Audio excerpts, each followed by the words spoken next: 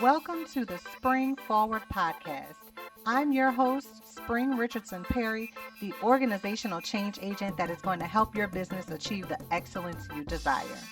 If you're a business leader looking to take your business to the next level or simply looking for new ways to spring your business forward, then this is the podcast for you. So let's get down to business and spring forward into excellence.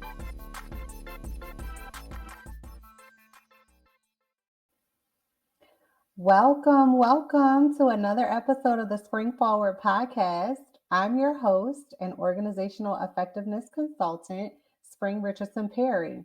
And today we have a special guest joining us, Miss Crystal Coates, who is the founder of Legacy Consulting Group.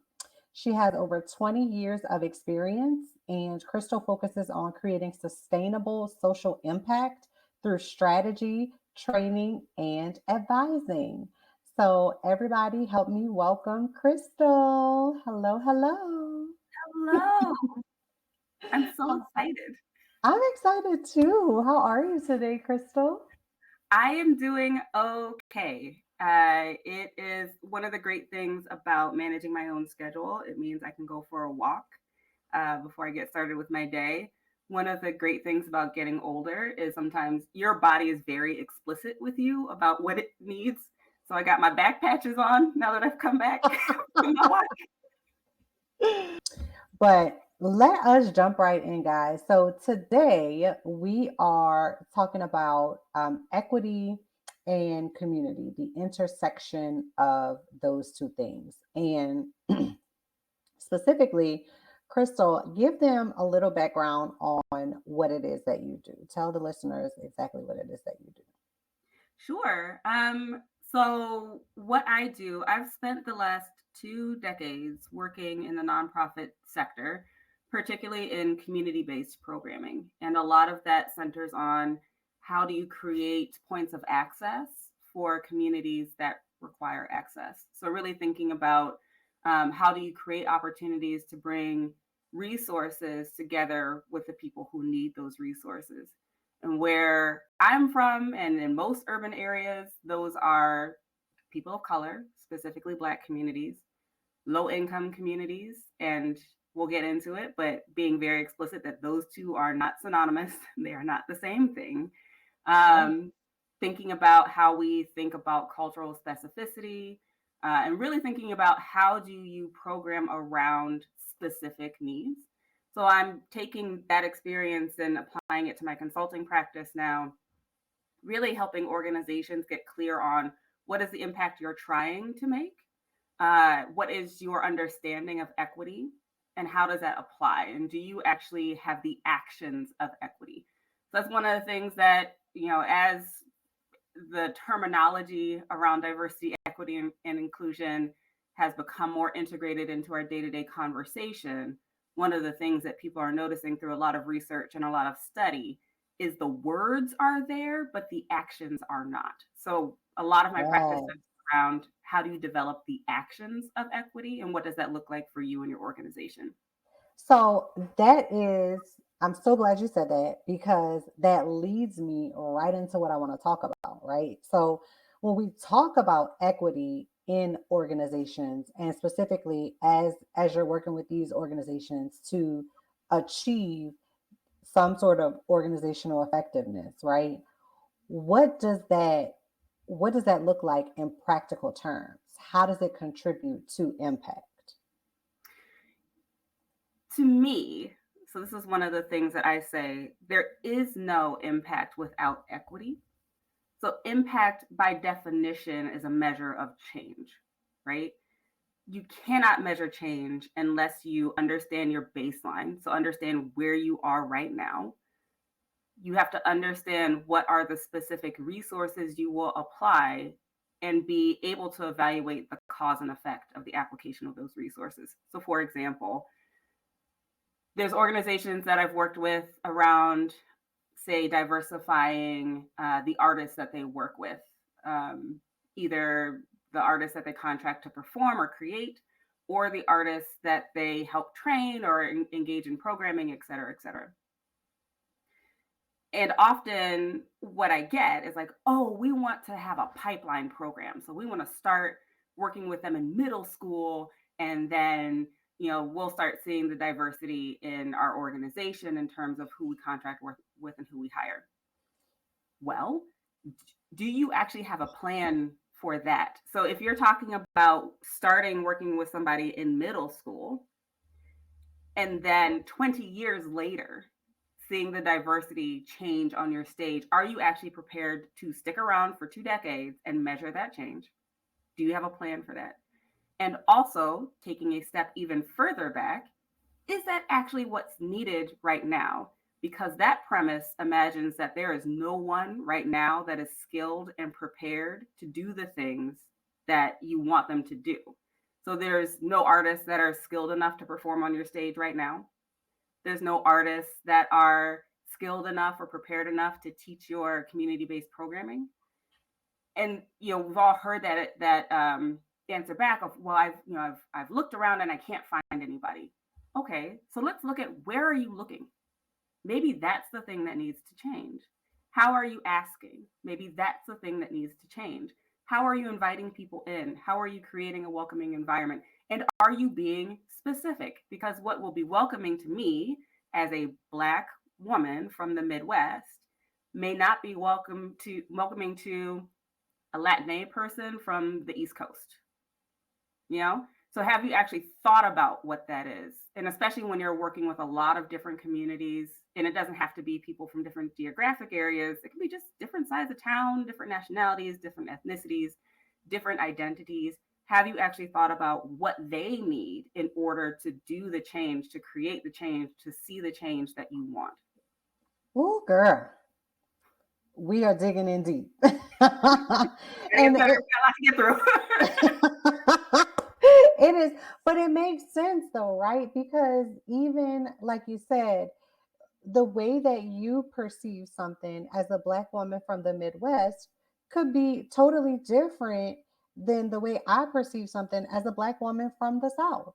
And so here we are with the same sort of identity, right, as Black women, but our geographic locations could have just an impact on the way that we understand and the way that we approach things. And so, like, I'm so glad that we are digging into this because this is what is needed in this moment, right? Like you said, what can we do right now? Because even though you're talking about building out a pipeline, which is great, because we always want to have a succession plan in organizations. That's super important. But at the same time, we have to be able to function in the here and now as well. And so, what can we do to kind of merge the two together? How can we create this pipeline, but also address the issues at hand right now? What can we Yeah. do? And I love that. And I love having that conversation with clients about the difference between being active and being strategic. So many, so many organizations, individuals, companies, like, this is across just human beings. This is how human beings are. We want to apply short term plans and see long term results. Hmm. And that's not a thing. Like, It's not realistic. it's not realistic. And then we get these, organizations that are delving into this equity work, and after 3 months being like, well, we're going to scrap it because it didn't work. Yes, because your plan is going to require 3 years to see change, right?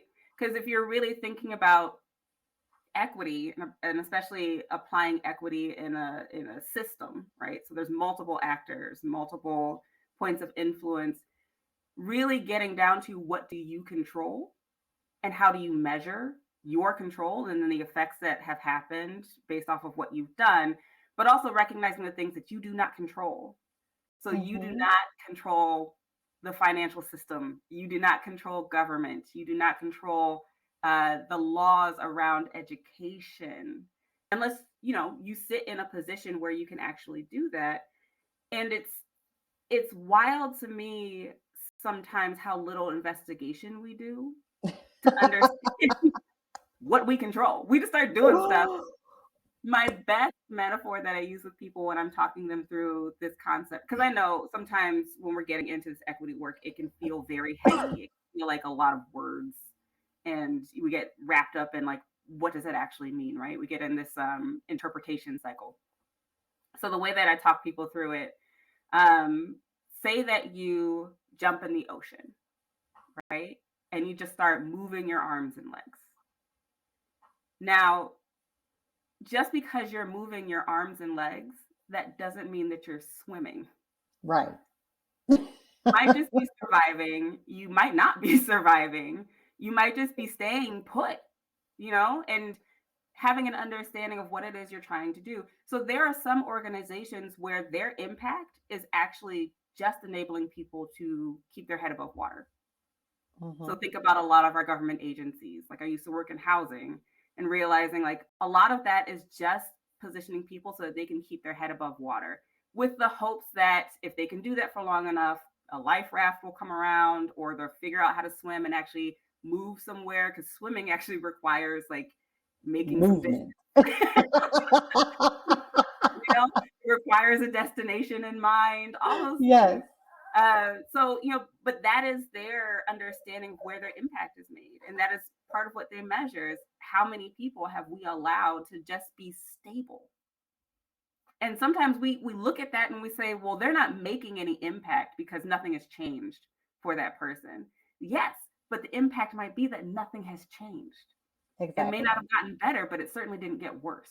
It didn't get worse. And that sometimes is the greatest impact, right? Is Mhm. where you've you've helped them to keep their head above water.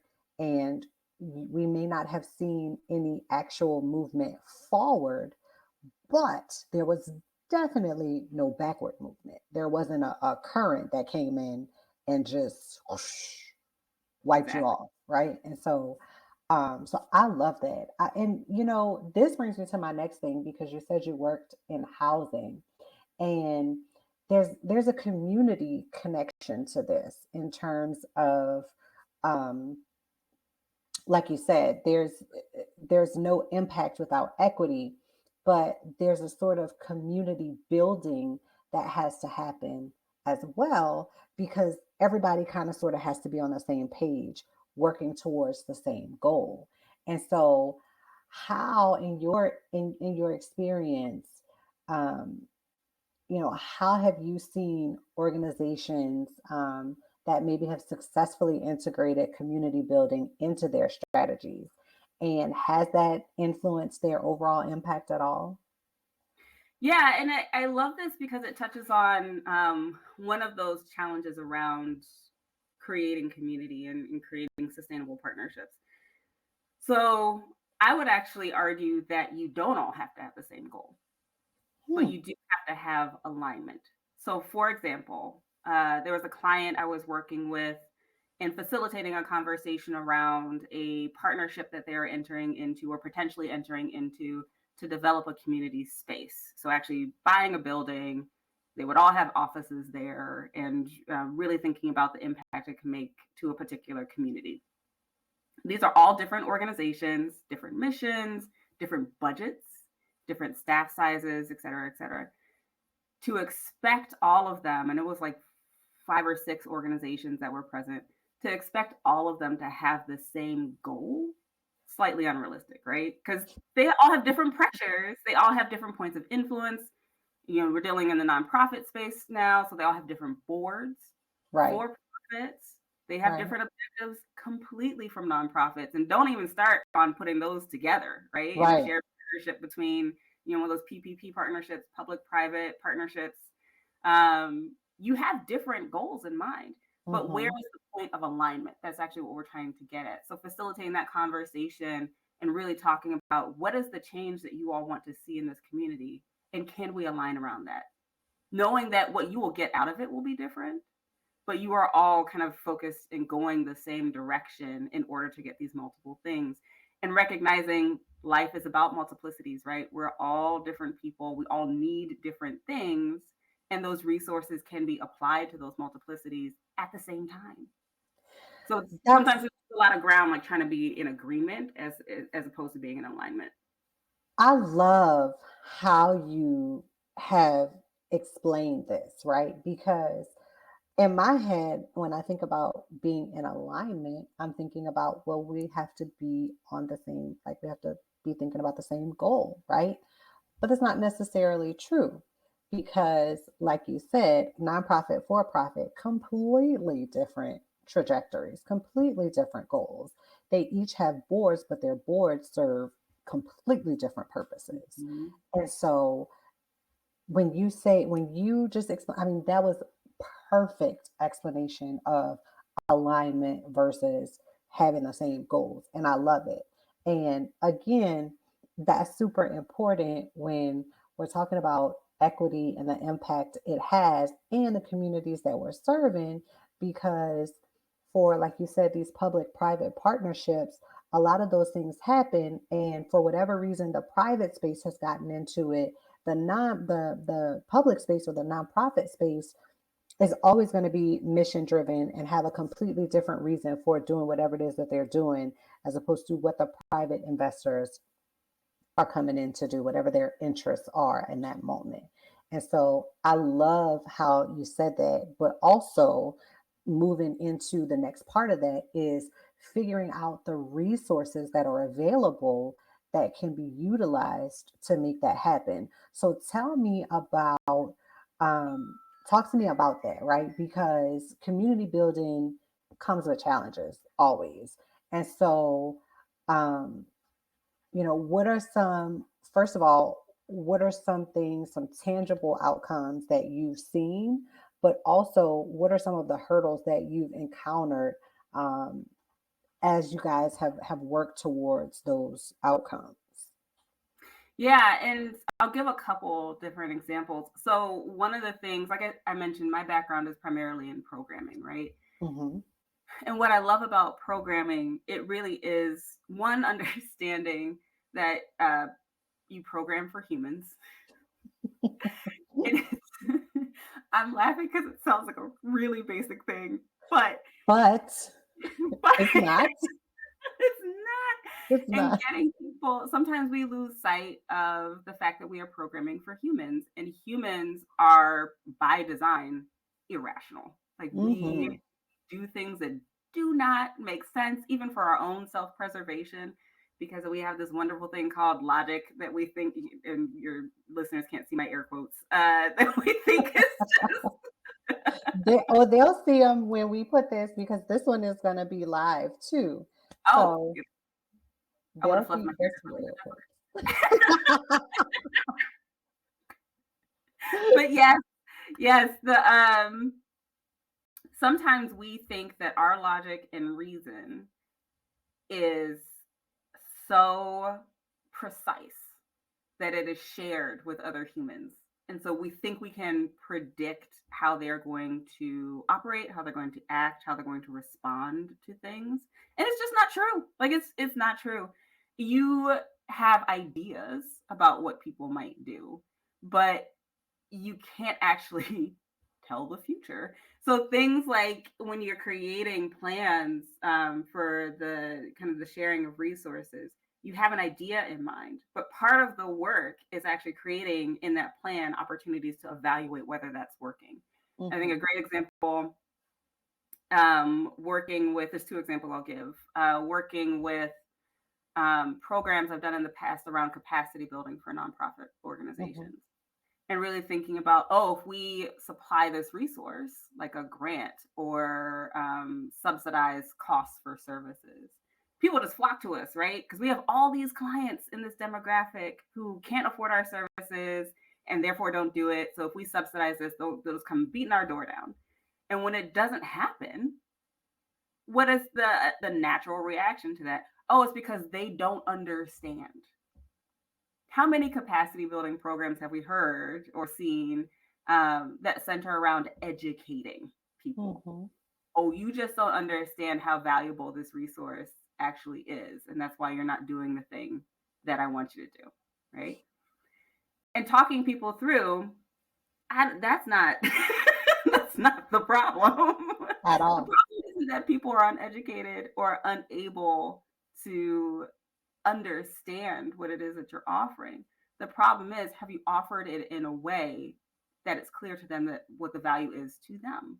Because the Mm-hmm. biggest barrier often for communities that you're trying to reach is applying, because they're people and they're so used to not getting resources or getting resources that don't fit their need, that they say, hey, you know what, that's actually not worth my time because my time is very limited, so I'm just going to skip that, or I'm Mm-hmm. not going to get it anyway, so I'm just not even going to apply, because why invest the time, right? So talking through, like, how do we actually invest our time in making sure that they have a sense of how to access this resource. So for programming, for me, I spend a lot of time around, like, what is the application process going to look like? How many times will we do an info session? Will we do technical assistance? Who's available to answer questions? What's the criteria that we are looking for? Hmm. The number of programs that I've seen, and not just ones that I've had the opportunity to manage, but seen, that are geared towards BIPOC communities, but being BIPOC is not a part of the criteria. And that seems so simple, right? But So it's like a simple. part that's left out of it, right? And so that always amazes me, right? It's like these I'll look at grants and stuff too, because I'll help people, nonprofits, um, get grants. And so I'm looking at them and they say this is for to help women excel in their business. But Hmm. actually being a woman business owner is not required. And so Yeah. I'll look through it, and the purpose of it is to help propel women. But then it's like anybody can apply. Well, how is that helping me? And we are seeing examples of this all over the place. Like, when you don't feel like you can be specific in the criteria, and how privilege then steps in, Mm-hmm. overtakes and overwhelms that space. Like, there was an example, there was a job fair out on the West Coast a couple months ago that was supposed to be about hiring women into the tech industry. Mm-hmm. And the number of white men that showed up and just flooded the place. And at that point, how do you turn them away? You know, Right. if they're outnumbering the people that you're trying to reach, like 5 to 1, how do you actually have the capacity, like the human capacity, to turn them away? Do you have criteria to justify that decision? Like, how are you doing that? And a lot of organizations get caught up in this, like, is it legal? Will I get sued? You know, there is a fear out there. And so when I work with organizations, I really like to start with one, what is equity code for you? So is it racial diversity that you're looking for, gender diversity? Are you looking to work with people with disabilities? Or what are you actually looking to do, and who are you trying to impact?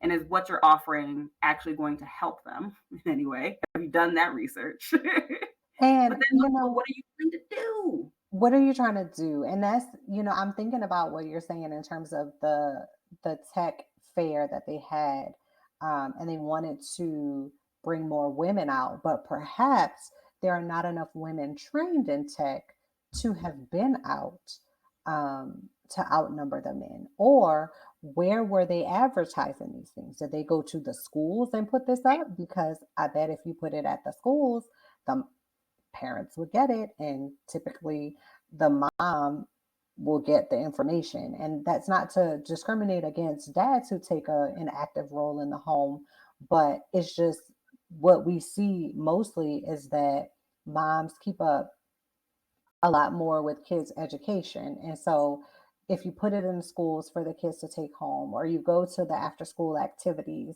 for the kids, like karate or dance or soccer or whatever, you're putting it in places that are available to women, in spaces where you know that women will be. Or you go to like a female gym and put it up in there.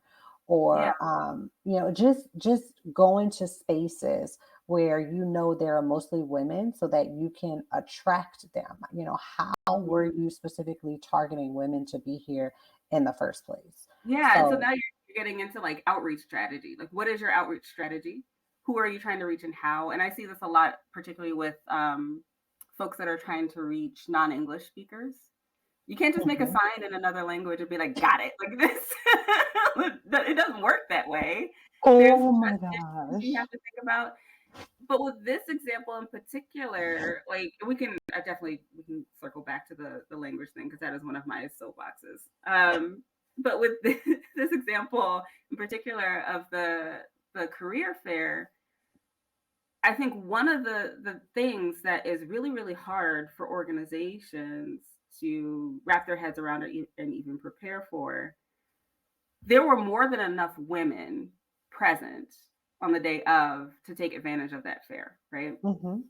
And of course, yes, you're the first thing you said is like, well, are there enough women in the tech industry to actually feel that fair? Do they have an understanding of the way that women out or that men outnumber women?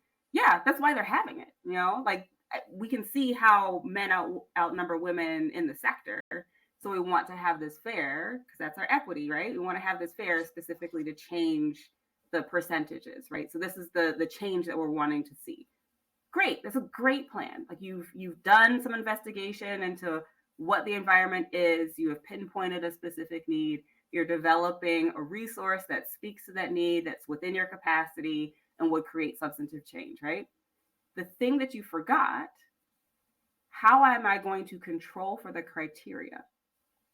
So when these men show up, because I know that they exist, What do we and do? I know that there have been significant layoffs in the tech industry, so there's a lot of people out of work. People hear job fair, and we know how privilege works. And this requires organizations to have an honest and upfront conversation with themselves about the operations of systemic oppressions, particularly white supremacy. We know how privilege works. It's not a surprise, it's not a secret. We know how it works. Those men are going to show up and they're going to think, hey, it's just me. So it's not a big deal. It's just me. But it's like 200 just yous showing up for this job fair that may have only had a capacity for a small amount of people. Like if I'll have to find the article and send it to you, but when you saw like a picture of how many people were there, it was insane, and it was very clear the venue didn't have capacity for all of those people. Oh It wow. wasn't planned for and accounted for the number of women that it wasn't their first time doing the fair, so they had an estimation of how many women would show up, but they hadn't accounted for all the other influences and conditions, right? And this is the challenge that we have with equity. One, sometimes we we assume that the problem will stay the same year over year and that there is no other influence other than what we control. Those two things get us in a lot of trouble. You have to They, continue to investigate. they do. And I think you're to your point, right, is there should have been more planning around what do we do when other people show up? Yep. Because if we are targeting women, you know, can we say, well, the first hour is women only and or dedicate a certain, maybe the first 2 hours are just for women and tell them in, hey, no problem. You're more than welcome to be here, but come back at 1 o'clock because from 11 to 1 is for women only. And then at 1 o'clock, we open the doors to everyone. But not having a plan, clearly, like you didn't do what you set out to do because of that, because you didn't have a strategy in place to serve the people who you were setting out to serve. Yeah, and I think one of the challenges with that, and again, like I don't know the organization that was putting it on. Like reading the article when that happened, they tried to react appropriately, right? Like they tried to tell them, like, hey guys, this is specifically for women and all those kinds of things. It's um I think the challenge that exists, and I think it's a good example of the challenges that we face when we try to do equity work, is that the system simply overwhelmed all of their planning, right? Mm-hmm. So Mm-hmm. the system, or the actions that we take that uphold the system. So a lot of my work is around getting clients to understand the actions that we take that uphold a system of oppression.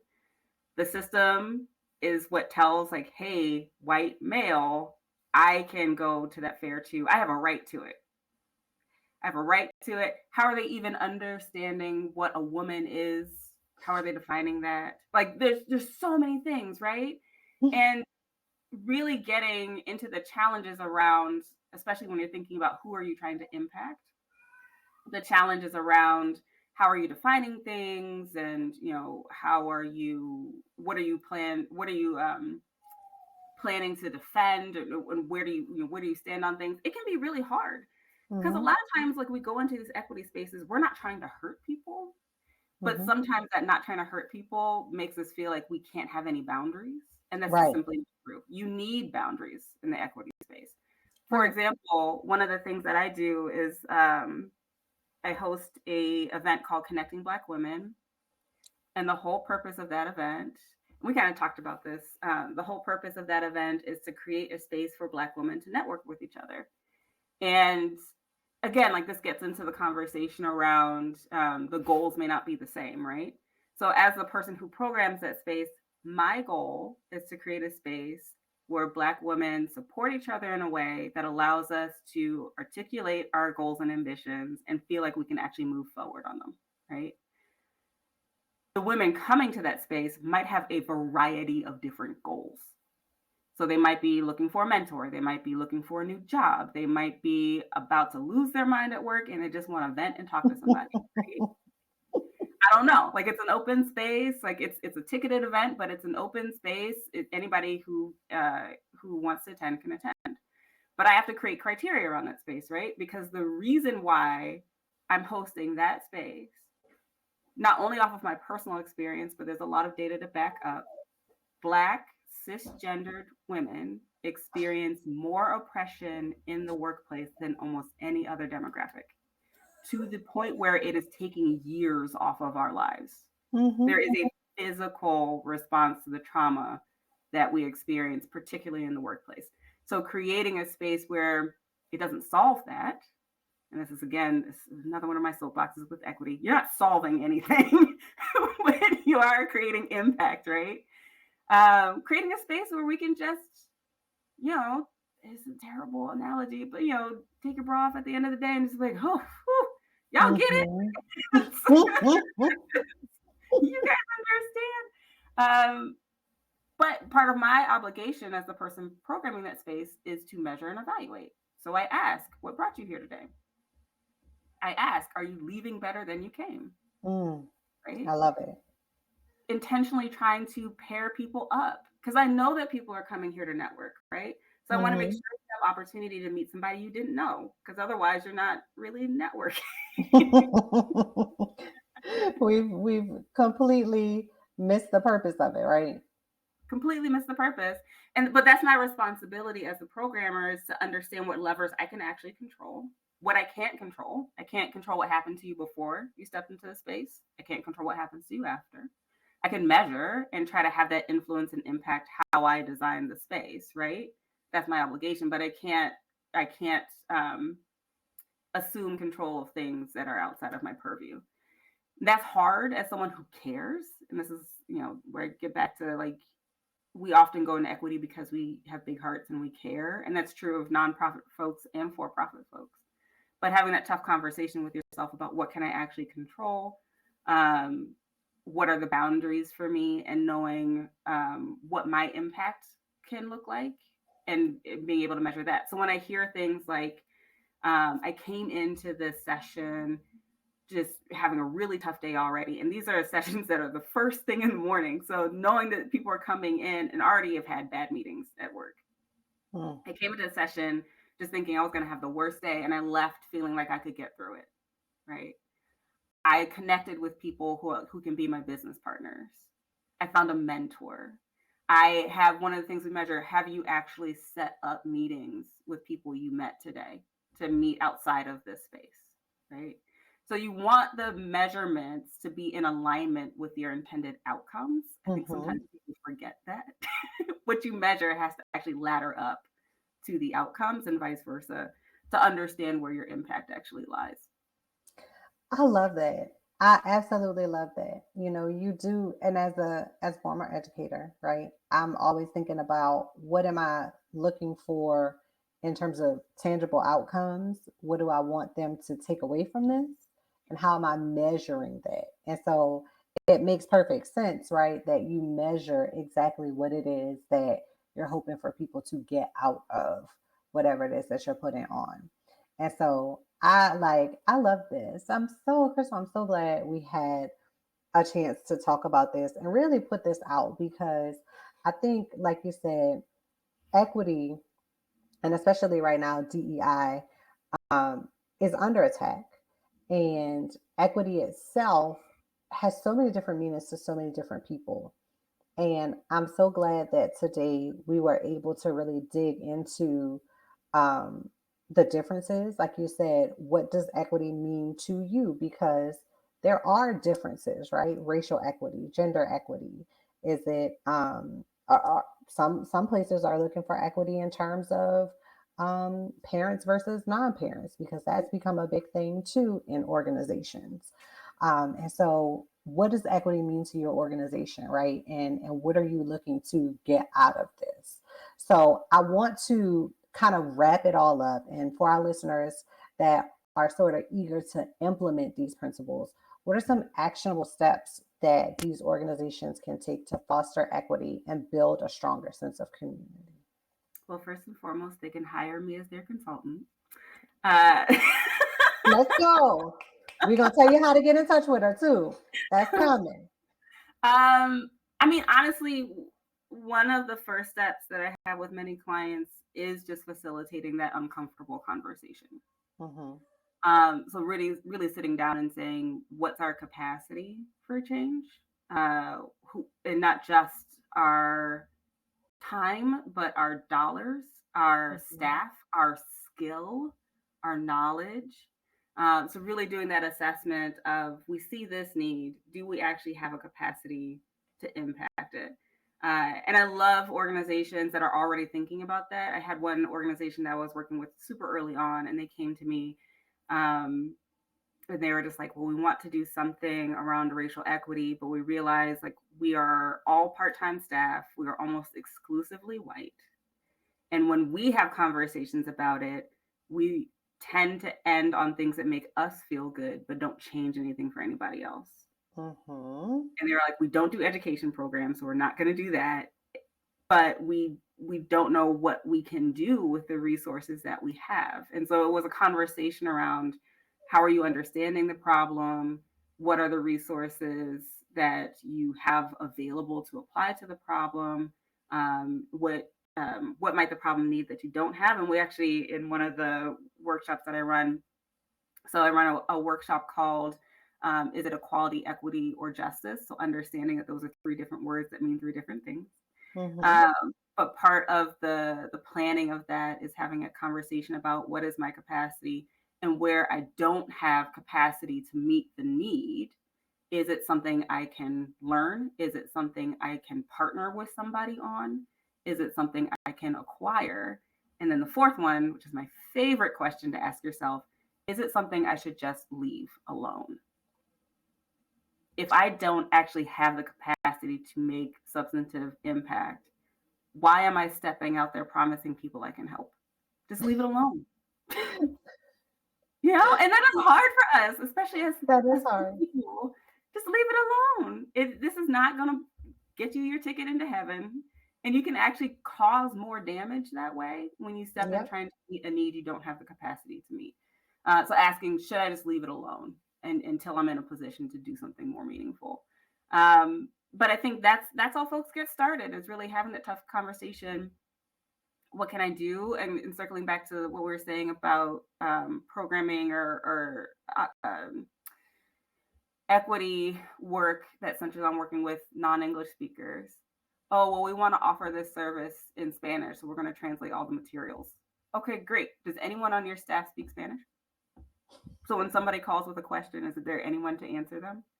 And not only do they speak Spanish, but do they understand the dialect of the many different countries that That speak? was going to be my next thing, was because when we were talking about the language barriers, I remember I was working for a company where we had a lot of Spanish speaking individuals.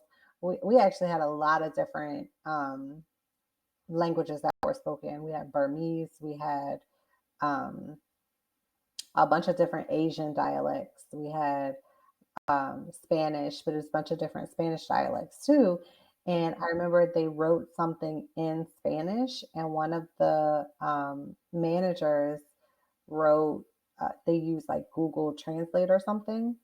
And so when one of the girls that I worked with, she was Spanish speaking. Spanish was her first language, English was her second, and she's really good at both grammatically. And she's like, "What is this? Like, what are you trying to say? This doesn't make any sense." And I Mm-hmm. was like, "Why would you do that? Like, why don't you just let the person who can do it? Why don't you just ask them for assistance instead of just going to Google Translate and thinking that solves all your problems?" Yeah. And Well, so that especially if somebody's doing that, like when you go to that person and say, "Hey, can you translate this?" Are you compensating them for their time if that is not their job? Exactly. That's the other part of that, right? It's like you Mm. can't have that. You can't expect them to be your free translator if that's not a part of their job. Otherwise, you may need to hire translation services, which is probably the best thing to do Yes. because then you know that your message is being conveyed appropriately.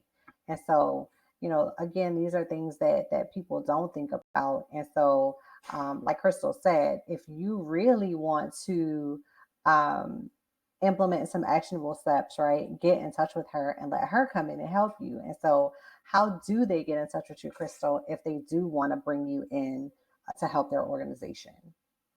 So the best way is actually through the website, which is legacyconsultgrp.com. That is where you can find out about all the services that we offer, especially some kind of prepackaged facilitations. So we have kind of a set facilitation around uncomfortable conversations and SMART goals for social change, et cetera, et cetera. One thing that I cannot stress enough. So we have our facilitations around social impact, just basic foundational skills in social impact. And then we have some facilitations around racial equity. Sometimes people land on that page and say to themselves, again, system at work, oh, this is a consultant that just does racial equity work. No. Racial equity is a space that I care about a lot, both as a Black woman and as someone who's worked in the nonprofit sector for a long time and understands that the confluence of all of our social issues sit at the crossroads of race. So if you really are thinking deeply about social impact, you cannot ignore race as a factor. Mm-hmm. But we do work in the social impact space across every demographic, and it really is about thinking about your strategy. So those are tools and resources for folks on the website if they want to know more. And then they can just email me, Crystal C at legacyconsultgrp.com. I'm available by email to set up some time to have a conversation. I would love to just talk and see what you're needing. I appreciate you, Crystal. I really enjoyed talking to you today. I really enjoyed your insights and just hearing about more of your experiences in this space. This has truly, truly been eye opening for me, and I hope for you guys this was helpful. I want to challenge you guys to take these lessons and apply them in your organizations because remember, there cannot be any impact without equity and without building a sense of community. So, again, thank you so much for joining us today, Crystal. Thanks, guys, for listening. Thanks so much for joining us today on the Spring Forward podcast. And until next time. Hi.